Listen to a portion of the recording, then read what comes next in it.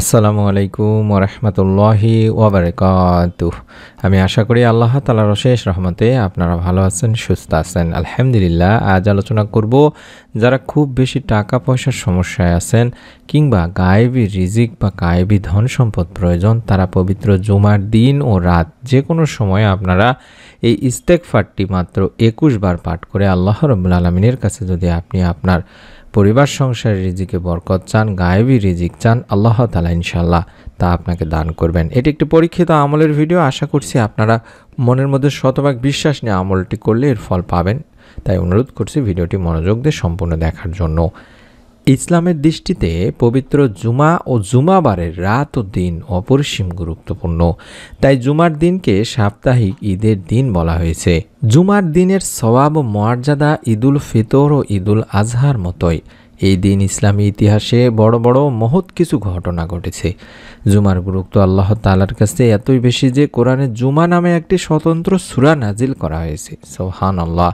আল্লাহ তাআলা কোরআনে ইরশাদ করেন, হে মুমিনগণ, জুমার দিন যখন নামাজের আহ্বান জানানো হয় তখন তোমরা আল্লাহর স্মরণে মসজিদে এগিয়ে যাও এবং বেচাকিনা দুনিয়াবি যাবতীয় কাজকর্ম ছেড়ে দাও। এটা তোমাদের জন্য কল্যাণকর যদি তোমরা জানতে। সূরা জুমার 9 নম্বর আয়াতে বলা হয়েছে। তাছাড়া আল্লাহ রাসূল সাল্লাল্লাহু আলাইহি ওয়াসাল্লাম একটি হাদিসে বলেছেন, মুমিনের জন্য জুমার দিন হলো সাপ্তাহিক ঈদের দিন। ইবনে মাজার হাদিস। এক হাদিসে নবী করিম সাল্লাল্লাহু আলাইহি ওয়াসাল্লাম আরো ইরশাদ করেছেন, যেই দিনগুলোতে সূর্য উদিত হয় ওই দিনগুলোর মধ্যে জুমার দিন সর্বোত্তম।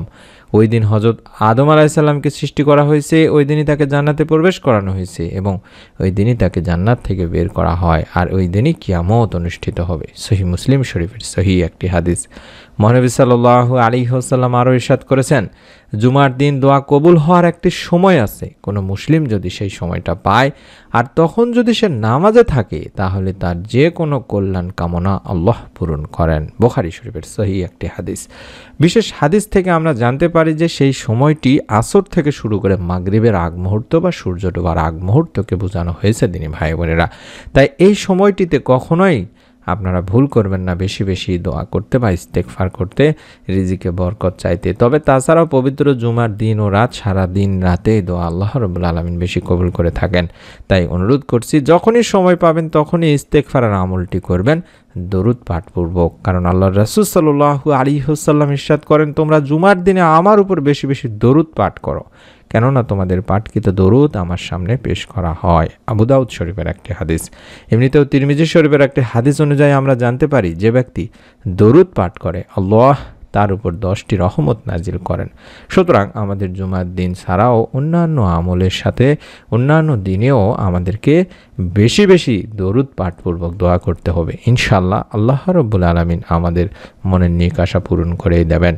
আমরা কম বেশি সকলেই চাই আমাদের পরিবার সংসারে রিজিকে বরকত আসুক, অভাব অনটন দূর হোক, যাতে করে আল্লাহ তাআলার পক্ষ থেকে আমাদেরকে গায়েবী রিজিক দান করেন। গায়েবের মালিক হলেন একমাত্র আল্লাহ। তাই গায়েব থেকে কিছু পেতে হলে আল্লাহর দুয়ারে আপনাকে ধর্ণা ধরতে হবে, তাকে ডাকতে হবে, এক মন এক চিত্তে জয় করে নিতে হবে মহান সেই প্রভুর মন। তাহলে আপনিও গায়েবী ধন সম্পদ পাবেন, রহমতে ভরপুর হবে আপনার ইহকালীন এবং পরকালীন জীবন। গায়েবী রিজিক বা গায়েবী ধন পাওয়ার জন্য বেশ কিছু দোয়া আল্লাহ রাসূল সাল্লাল্লাহু আলাইহি ওয়াসাল্লাম এবং যুগের উলামায়ে কেরামগণ শিখিয়ে গেছেন। আমাদের সেখান থেকে 2-1টি দোয়া আপনাদের জন্য আমি তুলে ধরবো ইনশাআল্লাহ। তার মধ্যে এমন একটি গুরুত্বপূর্ণ দোয়া রয়েছে যেটিকে গায়েবী রিজিক পাওয়ার দোয়া হিসেবে পরিচিত বলা হয়েছে। আর সেই দোয়াটি আমি স্ক্রিনের মধ্যে আরবি বাংলা দুটি উচ্চারণ সহকারে দেখায় দিচ্ছি। আপনারা এই দোয়াটি কম করে হলেও 3 বার পাঠ করবেন, অন্তত দরুদ শরীফ এবং ইস্তেগফার পাঠ করার পরে। যে দোয়ার মাধ্যমে আল্লাহ রাব্বুল আলামিন বান্দাকে গায়েবী রিজিক দান করে থাকেন, অভাব অনটন দূর করে থাকেন, আল্লাহ তাআলার পক্ষ থেকে তার পরিবারের রিজিকে বরকত দিয়ে থাকেন। আর সেই দোয়াটি হচ্ছে, আল্লাহুম্মা কফিনি বিহালালিকা আন হারামিকা ওয়া আগনিনি বিফাদলিকা আম্মান সিওয়াক। আল্লাহুম্মা কফিনি বিহালালিকা আন হারামিকা ওয়া আগনিনি বিফাদলিকা আম্মান সিওয়াক। আল্লাহুম্মা কফিনি বিহালালিকা আন হারামিকা ও আগনিনি বিফাদলিকা আম্মান সিওয়াক। এই দোয়াটি 3 বার পাঠ করবেন।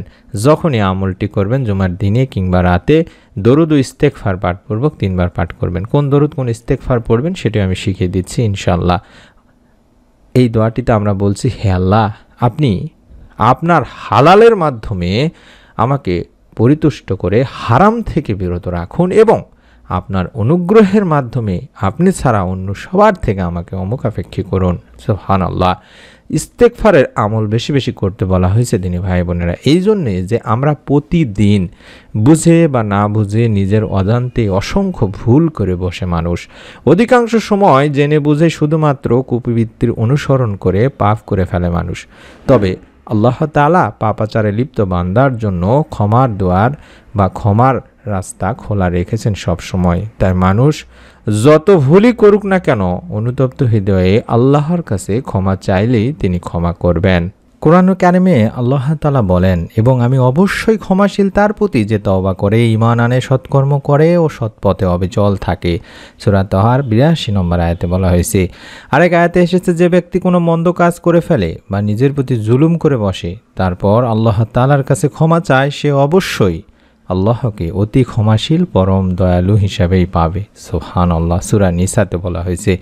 আল্লাহ রাসূল সাল্লাল্লাহু আলাইহি ওয়াসাল্লামের কোনো গুনাহ ছিল না দিনী ভাই বোনেরা, কিন্তু তিনি ছিলেন নিষ্পাপ। তারপরও তিনি দিনে রাতে প্রচুর পরিমাণে ইস্তেগফার পাঠ করতেন, আল্লাহ তাআলার কাছে কেঁদে কেঁদে দোয়া করতেন।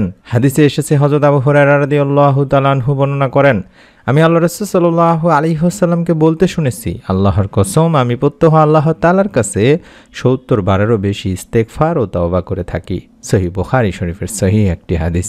ইবনে আব্বাস রাদিয়াল্লাহু তাআলা আনহু থেকেও বর্ণিত আছে, আল্লাহ রাসূল সাল্লাল্লাহু আলাইহি ওয়াসাল্লাম বলেছেন, যে ব্যক্তি বেশি বেশি ইস্তেগফার করে আল্লাহ তাআলা তার সব সংকট থেকে উত্তরণের ব্যবস্থা করে দেন, তার সব পেরেশানি দূর করে দেন এবং তাকে এমন জায়গা থেকে রিজিক দান করেন যা সে কল্পনাও করতে পারে না। সুনানে আবু দাউদ শরীফের একটি হাদিস। তাই ইস্তেগফারের মাধ্যমে আল্লাহর রহমত ও নিয়ামত লাভ করা যায় দিনী ভাই বোনেরা। ইস্তেগফারের ফজিলত সম্পর্কে কোরআনুল কারিমেও এসেছে, ইস্তেগফারের ফলে আল্লাহ রাব্বুল আলামিন তোমাদের প্রতি সুষম বৃষ্টি বর্ষণ করবেন আর তোমাদের সম্পদের প্রাচুর্য ও সমমানের বরকত দেবেন এবং তোমাদের জন্য বাগবাগিচা বা পানির ফোয়ারায় শোভিত করবেন। সূরা নূর 11 থেকে 12 নম্বর আয়াতে বলা হয়েছে। মোট কথা, তওবা ইস্তেগফার মুমিন মুত্তাকির এক বিশেষ গুণ। মানুষকে আল্লাহ তাআলা তার ইবাদত বন্দেগী ও তার আদেশ নিষেধ মেনে চলার জন্যই সৃষ্টি করেছেন, কিন্তু মানুষ শয়তানের প্ররোচনায় পড়ে জীবনের বিভিন্ন ক্ষেত্রে আল্লাহ তাআলার আদেশ নিষেধ লঙ্ঘন করে বসে, আল্লাহ তাআলার হুকুম মেনে চলার ক্ষেত্রে ভুল করে। তাই আল্লাহ তাআলা তার সে ভুল বা গুনাহ থেকে মুক্তি লাভের জন্য তওবা ও ইস্তেগফারের ব্যবস্থা করে রেখেছেন। তাই আমরা বেশি বেশি তওবা ইস্তেগফার পাঠপূর্বক আমরা আল্লাহ রাব্বুল আলামিনের কাছে দোয়া করব এবং আমাদের পরিবার সংসারে যাতে রিজিকে বরকত আসে তার জন্য আল্লাহ তাআলার কাছে কান্নাকাটি করব। প্রথমে যে দরুদটি দেখাচ্ছি, দরুদটি আগে 11 বার পড়ে নেবেন ইস্তেগফার এবং দোয়াটি পড়ার আগে। আল্লাহুম্মা সাল্লি ওয়া সাল্লিম আলা নাবিয়িনা মুহাম্মদ, আল্লাহুম্মা সাল্লি ওয়া সাল্লিম আলা নাবিয়িনা মুহাম্মদ। এটি কম করে হলেও 11 বার পড়ে নেবেন। পবিত্র জুমার দিনে কিংবা রাতে যখনই আমলটি করবেন বেশি বেশি আগে ইস্তেগফার এবং দরুদ পড়ে নেবেন এবং কম করে হলেও আস্তাগফিরুল্লাহ আস্তাগফিরুল্লাহ এই ছোট্ট ইস্তেগফারটি 21 বার পাঠ করে নেবেন। আস্তাগফিরুল্লাহ আস্তাগফিরুল্লাহ আস্তাগফিরুল্লাহ এইভাবে কম করে হলেও 21 বার পাঠ করবেন।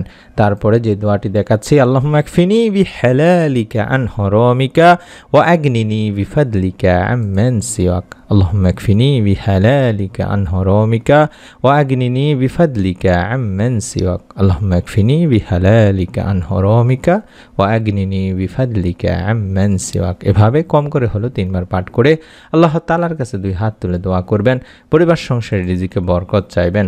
ইনশাআল্লাহ আল্লাহ তাআলা পবিত্র জুমার দিন ও রাতের ওসিলায় আপনার দোয়া কবুল করে পরিবার সংসারে রিজিকে বরকত দান করবেন এবং আপনার চিন্তার বাহিরে থেকে আল্লাহ রাব্বুল আলামিন একটি রিজিকের সংস্থান করেই দেবেন। মনের মধ্যে শতভাগ বিশ্বাস করে আপনারা আমলটি করুন। ভিডিওটিতে একটি লাইক দিয়ে কমেন্ট সেকশন অন্তত আমিন লিখে নিয়ত করে ফেলুন। আপনাদের কাছে অনুরোধ করছি, আপনারা যদি সাদগায়ে জারিয়ার সওয়াব পেতে চান ভিডিওটি বেশি বেশি আপনার নিকট আত্মীয় স্বজনের কাছে শেয়ার করে দিন। ফেসবুক, ইমো, হোয়াটসঅ্যাপ যে যেটি চালান সেখানেই আপনারা শেয়ার করে দিন। এইরকম নতুন আমলের ভিডিওগুলো আপনারা আপনার মোবাইলেই যাতে দেখতে পান আমরা ইউটিউবে দেওয়ার সঙ্গে সঙ্গে, তার জন্য চ্যানেলটি সাবস্ক্রাইব করে বেল বাটনটি অন করে রেখে দিন। সকলে ভালো থাকুন, সুস্থ থাকুন। আসসালামু আলাইকুম ওয়া রাহমাতুল্লাহি ওয়া বারাকাতুহু।